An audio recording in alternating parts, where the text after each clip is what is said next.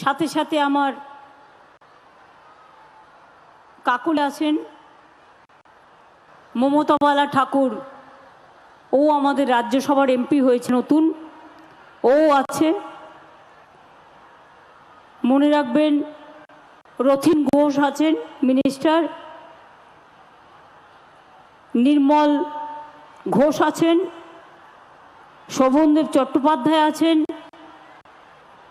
ব্রাত্য বোস আছেন, চন্দ্রিমা আছেন, জেলা সভাধিপতি নারায়ণ আছে, সহকারী সভাধিপতি স্বরূপনগর শ্রীমতী বীণা মণ্ডল আছেন, এমএলএ বাগদা বিশ্বজিৎ দাস নেক্সট আপনাদের আশীর্বাদে এমপি হবে, এমএলএ স্বরূপনগর বীণা মণ্ডল, এমএলএ বাদুরিয়া শ্রী আব্দুর রহিম কাজী,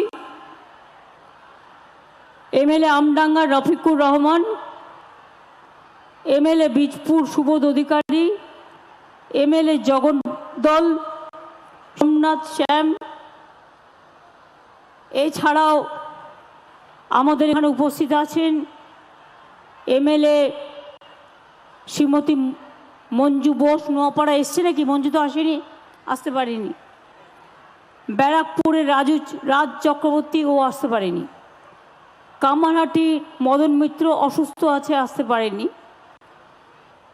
রাজহাট গোপালপুরে অদিতি মুন্সি তান শুনলেন। দেগঙ্গার এমএলএ শ্রীমতী রহিমা মণ্ডল, এমএলএ বারাসাত শ্রী চিরঞ্জিত চক্রবর্তী, হাড়োয়া নুরুল ইসলাম, ও এখন বসিরহাট সিটে দাঁড়িয়েছে, আগামী দিন আপনাদের আশীর্বাদে এমএলএ থেকে এমপি হবে। MLA Minakhan Shrimati Usharani Mondal, MLA Sandeshkhali Sukumar Mahato, MLA Basirhat Dakshin Dinajpur Saptarshi Banerjee, MLA Basirhat Uttar Rafikul Islam Mondal, MLA Hingalganj Shri Debesh Mondal, MLA Habra municipality chairman MLA Narayan Saha, Prabodh Sarkar chairman Ashoknagar Kalyani municipality, Gopal Sheth chairman Bangaon municipality, Ashani Mukherjee chairman Barasat municipality, Nirmal Ghosh chairman Madhyamgram municipality, জেনাব নেহাই আলী সভাপতি হাবড়া 1 পঞ্চায়েত সমিতি, শ্রী রতন দাস সভাপতি হাবড়া 2 পঞ্চায়েত সমিতি।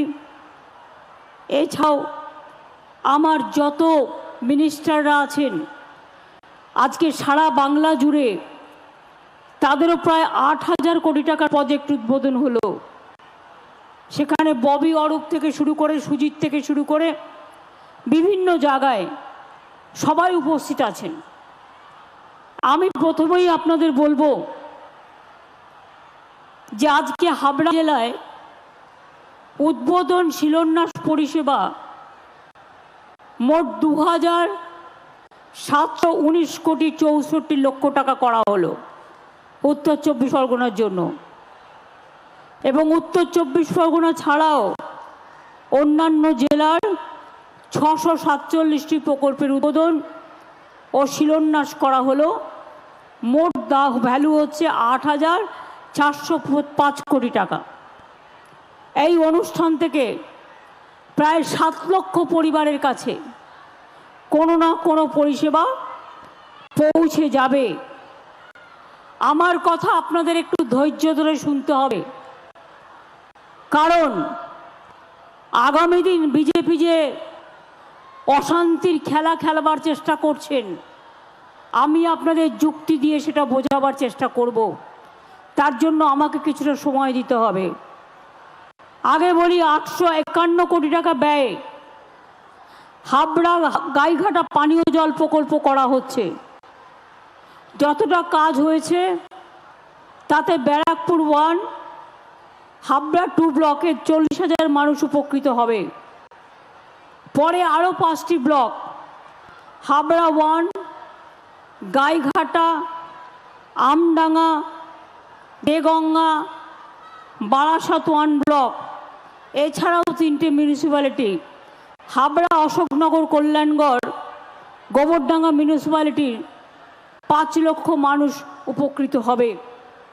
আমি একটু ডিএমকে ডাকছি।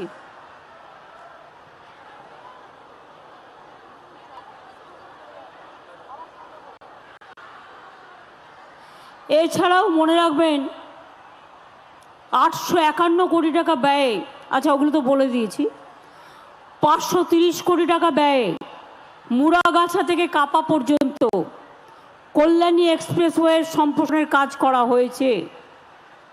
351 কোটি 43 লক্ষ টাকা ব্যয় মিনাখা ব্যারাকপুর 1 রাজারহাট ব্লকে 3টি ট্রান্সমিশন সাবস্টেশন স্থাপন করা হয়েছে।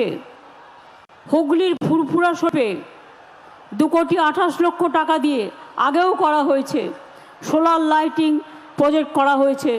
এতে 5 বছরের রক্ষণাবেক্ষণের গ্যারেন্টি সহ 600 স্ট্রিট লাইট ও 20টি হাই মাস্ট লাইট বসানো হলো। এছাড়াও মনে রাখবেন 24 পরগনার অশোকনগর স্টেট জেনারেল হাসপাতালে 27 কোটি 67 লক্ষ টাকা ব্যয়ে নার্সিং ট্রেনিং স্কুল করা হচ্ছে। হাবড়া স্টেট জেনারেল হাসপাতালে আরও 100 বেডের জন্য নতুন অনুমোদন দেওয়া হলো, যেখানে এখানকার মানুষ আরও পরিষেবা পাবে। এছাড়াও 3400টি নতুন টেলিমেডিসিন সেন্টার, 100 বেডের অতিরিক্ত ওয়ার্ড, ক্রিটিক্যাল কেয়ার ইউনিট সহ অনেক কিছু করা হয়েছে।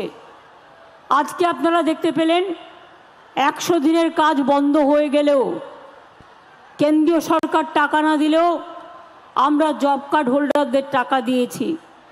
নামেই ওটা 100 দিনের কাজ ছিল, কিন্তু বছরে ওটা 30-35 দিন হতো। তাই আমরা ধাপ্পা না দিয়ে আর দিল্লির কাছে মাথা নত না করে আজ থেকে কর্মশ্রী প্রকল্প চালু করছি, যাতে 50 দিন জব কার্ড হোল্ডাররা কাজ পাবেন এবং তাদের টাকা নিশ্চিন্ত থাকবে। কিছুদিন আগে লক্ষ্মীর ভাণ্ডার প্রকল্পে 13 লক্ষ মা বোনকে আমি আরও ঢুকিয়েছিলাম, তারা আমার কাছে আবেদন করেছিলেন।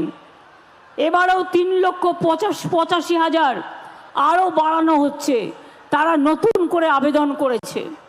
অর্থাৎ মোট লক্ষ্মীর ভাণ্ডার সংখ্যা হচ্ছে 2,15,42,000।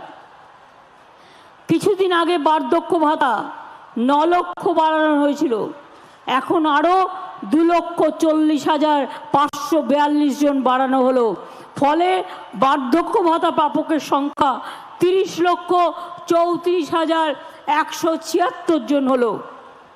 আর লক্ষ্মীর ভাণ্ডারের মেয়েরা জানেন যে 1 এপ্রিল থেকে যারা 500 টাকা পেতেন সারা জীবনে 1000 টাকা পাবেন।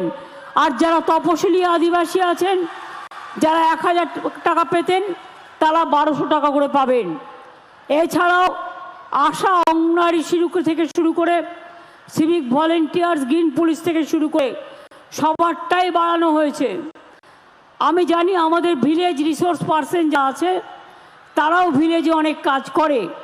আমি তাদের জন্য 750 টাকা বৃদ্ধির প্রস্তাব এখানে রাখছি, যাতে পঞ্চায়েতে তারা ভালো করে কাজ করতে পারেন। এবার আমি আসব আসল কথায়। এটা ছিল সরকারি কাজ। এবার যে ইলেকশনের আগে প্রতারণা, ছলনা, বঞ্চনা, নাগরিক অধিকার কেড়ে নেবার চক্রান্ত চলছে, তার সম্বন্ধে একটা কথা বলি, ভালো করে কান দিয়ে শুনুন, কাজে লাগবে। যে রুলসটা কালকে কেন্দ্রীয় সরকার ঘোষণা করেছে, আদৌ এটা বৈধ কিনা আমার সন্দেহ আছে। কোনো ক্ল্যারিটি নেই, টোটাল ভাওতা।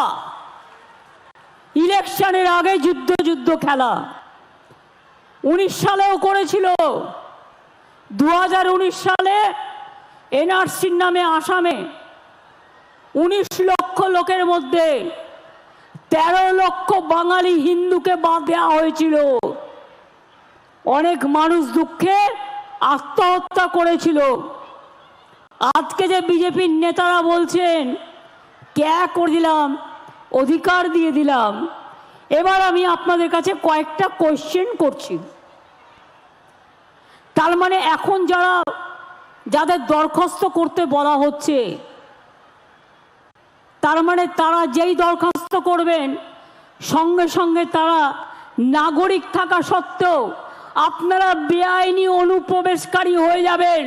তাহলে আপনাদের সম্পত্তি কি হবে, আপনাদের চাকরি বাকরি কি হবে, আপনাদের ছেলে মেয়েদের পড়াশুনো কি হবে, সবটাই বেআইনি ডিক্লেয়ার হয়ে যাবে। আপনাদের কোনো অধিকার থাকবে না। এটা অধিকার কারার খেলা। যখন লুডো খেলি দেখেন তো, আমরা ছক্কা মারলে গুটি খোলে, এটা হচ্ছে বিজেপির লুডো খেলার ছক্কা। রাজনীতির আগে ভাবছে আমি করলাম ছক্কা, অ্যাকচুয়াল কিন্তু ওটা হচ্ছে পুট, অর্থাৎ শূন্য। নিট রেজাল্ট হচ্ছে 0। শুধু তাই নয়, আপনারা যেই দরখাস্ত করবেন আপনাদের সব নাগরিকত্ব ক্যান্সেল করে দিয়ে, সব অধিকার ক্যান্সেল করে দিয়ে, এটা এনআরসির সাথে কানেক্টেড, মনে রাখবেন, আপনাদের ডিটেনশন ক্যাম্পে নিয়ে চলে যাওয়া হবে। এই দরখাস্ত করবার আগে বারবার ভাববেন, একবার নয় 1000 বার, আমরা মানছি না, আমরা মানব না। একটা মানুষ যদি অধিকার পায় আমি খুশি হব, কিন্তু একটা মানুষ যদি বঞ্চিত হয় তার সামনে দাঁড়িয়ে আমি তাকে শেল্টার দেবো। বাংলা থেকে বিতাড়িত কাউকে আমি করতে দেব না। শুনে রাখুন, আজকে মণিপুরে কত চার্চ পুড়িয়েছে জানেন আপনারা? মণিপুরের মেয়েদের উলঙ্গ করে নৃত্য করা হয়েছে। কোথায় ছিলেন বিজেপি নেতারা? একবার জবাব দেবেন। মনে রাখবেন, যারা এই সময়ে যারা ক্যাতে আবেদন করবেন, কোনো ক্ল্যারিটি নেই, আপনার সব অধিকার কেড়ে নেবে। প্রথমে আপনি নাগরিক ছিলেন, ভোট দিয়েছেন কি দেননি? আমি যারা খুশি হচ্ছেন তাদের বলবো, আপনারা খুশি হলে আমি খুশি, কিন্তু আপনারা দুঃখী হলে আমি দুঃখী। বলুন, ভোট দিয়েছেন কি দেননি এতদিন? বুক বাজিয়ে বলুন সত্যি কথা।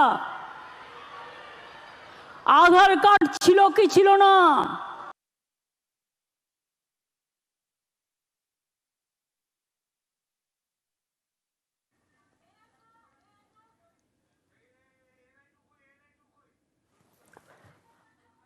হাবড়াতে প্রশাসনিক সভায় মুখ্যমন্ত্রী মমতা বন্দ্যোপাধ্যায় তিনি বক্তব্য রাখছিলেন এবং সিএএ নিয়ে বেশ কিছু প্রশ্ন তুলছিলেন তিনি। এই আইনটায় যেই আপনি দরখাস্ত করবেন আপনি অবৈধ নাগরিক হয়ে গেলেন, তার মানে আপনার কোনো অধিকার আর থাকবে না, আপনি ফরেনার্স হয়ে গেলেন। শুনুন, সারা পৃথিবীতে নিয়ম আছে। কোন রাষ্ট্রে 5 বছর, কোন রাষ্ট্রে 10 বছর, কোন রাষ্ট্রে 3 বছর। যদি বাইরে থেকে কেউ আসেও, তারা যদি সেই বছরগুলো সেই রাষ্ট্রে থাকে, তারা কিন্তু গ্রিন কার্ড পায়, তারা কিন্তু সিটিজেন কার্ড পায়। এই চালুটা কেন করলেন না? আগে তো ডিএমরা নাগরিকের কার্ড দিত, সেই অধিকার কেড়ে নেওয়া হলো।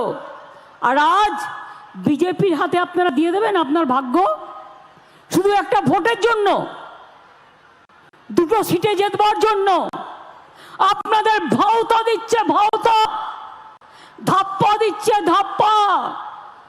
মনে রাখবেন, সব হারাবেন, এটাও যাবে ওটাও যাবে। আবার দেখুন, সব হিন্দু, শিখ, বৌদ্ধ, জৈন, পার্সি, খ্রিস্টানরা 2015 সালের পরে যারা ভারতে এসছেন তারা সব বেআইনি হয়ে যাবেন। সংখ্যালঘুরাও তো আছেই। ইচ্ছা করেই কালকের দিনটা বেছে নেওয়া হয়েছে, কারণ কালকে থেকে রমজান মাস শুরু হয়েছে, এটা আমরা বুঝি। বিজেপির খেলা হচ্ছে হিন্দুতে হিন্দুতে ভাগ করে দেওয়া, মুসলিমে মুসলিমে ভাগ করে দেওয়া। বলুন আফগানিস্তান কি করে এলো? আফগানিস্তান তো ভারতের বর্ডার নয়, তাহলে মায়ানমার কেন এলো না? এটা তো ভারতের বর্ডার। তাহলে বলুন যেগুলো ভারতের বর্ডার সেগুলো কিন্তু হলো না, সব কিন্তু রাষ্ট্রহীন হয়ে যাবে। এই এনআরসির সাথে যুক্ত, মনে রাখবেন। এই আইন, আপনি যদি নাগরিক না হন তাহলে সংবিধানের 14 নম্বর ধারা 21 নম্বর ধারায় সব অধিকার থেকে আপনি বঞ্চিত হবেন কি করে? কোর্টে গেলেও চ্যালেঞ্জ করতে পারবেন না। আপনি তো নাগরিক। শুধুমাত্র 3টি দেশ, আফগানিস্তান, বাংলাদেশ আর পাকিস্তান, আর শুধুমাত্র 6টা ধর্ম, হিন্দু, শিখ, বৌদ্ধ, জৈন, পার্সি আর খ্রিস্ট ধর্ম, মায়ানমার, শ্রীলঙ্কা বাদ, ইসলাম ধর্ম বাদ। এটা ভারতীয় সংবিধানের ধর্ম নিরপেক্ষতার মূলে কঠোর আঘাত করেছে, মনে রাখবেন। এরপরে কের সাথে এনআরসিকে যুক্ত করে দেবে। আপনারা যারা নাগরিক আছেন, এবার বলুন তো একটা ছোট্ট কথা, এরকম অনেক পরিবার আছে, এপার বাংলার সাথে ওপার বাংলার বিয়ে হয়েছে, এখানকার ছেলে ওখানকার মেয়ে, ওখানকার মেয়ে এখানকার ছেলে, তাদের কি হবে? তার মানে মেয়ে বাপের বাড়ি যেতে পারবে না, আসতে পারবে না, আর ছেলে সেও শ্বশুর বাড়ি যেতে পারবে না, সেও রাষ্ট্রহীন হয়ে যাবে। ধর্মের ভিত্তিতে নাগরিকত্ব কখনো শুনেছেন? আন্তর্জাতিক কনভেনশন পরিষ্কার বলা আছে, ইউনাইটেড নেশনসে অনুপ্রবেশকারীরা যেন বৈধ কারণ ছাড়া রাষ্ট্রহীন না হয়ে পড়ে। এটা মানবিকতার অপমান। এমনকি শরণার্থীরাও যদি বিপদে পড়ে তার পাশের জায়গায় গিয়ে আশ্রয় নেয়, তাদেরও কিন্তু মানবিকতার খাতিরে তাদের আশ্রয় দিতে সে রাষ্ট্র বাধ্য থাকে। তাহলে বলুন, আমার কন্যাশ্রী যারা আছেন ভাগাভাগি, সে যখন এই আইনে পড়বে তার 18 বছর বয়স হয়ে গেলে নাগরিকত্ব, তাহলে তো সে কন্যাশ্রী পাবে না, শিক্ষাশ্রী পাবে না, ঐক্যশ্রী পাবে না, মেধাশ্রী পাবে না, বিনা পয়সায় রেশন পাবে না, কৃষক বন্ধু পাবে না, স্বাস্থ্যসাথী পাবে না, লক্ষ্মীর ভাণ্ডার পাবে না, বিধবা ভাতা পাবে না, বার্ধক্য ভাতা পাবে না, কোনো সুযোগ সুবিধা পাবে না। আপনাকে আগে বেআইনি হয়ে যেতে হবে, তারপরে আদৌ আপনি আইনি হবেন কিনা তার কোনো গ্যারেন্টি নেই। তার কারণ এটা একটা ঝুমলা, বিজেপির এটা একটা ঝুমলা। আপনারা মনে রাখবেন, যদি সত্যি কেউ নাগরিক পায়, আমার কোনো দুঃখ নেই, আমি খুশি হব। অধিকারটা ডিএম এর হাতে দিন, যেটা আগে আইন ছিল ডিএম দেখে নেবে যদি কারো অসুবিধে হয়। কিন্তু নিজেদের হাতে রেখে দিয়েছেন কেন? প্রথমে তাকে বেআইনি হিসেবে ঘোষণা করবেন, অনুপ্রবেশকারী। তার মানে এখন যারা নাগরিক ছিলেন তারাও হয়ে যাবেন বেআইনি। এই আইন চালু হলে, আর এই আইন যদি আপনি অ্যাপ্লাই করেন, এর কোনো ক্ল্যারিটি নেই। আমি লিগাল অ্যাডভাইজারদের ওপিনিয়নও নিয়েছি, তারা আমাকে সেম কথা বলেছে, এটা মানুষের উপর অত্যাচার করবার জন্য, হ্যারাস করবার জন্য, আর 2 সিটে 3টে সিটে ভোটে জেতবার জন্য আপনাদের ভাওতা দেয়া হচ্ছে।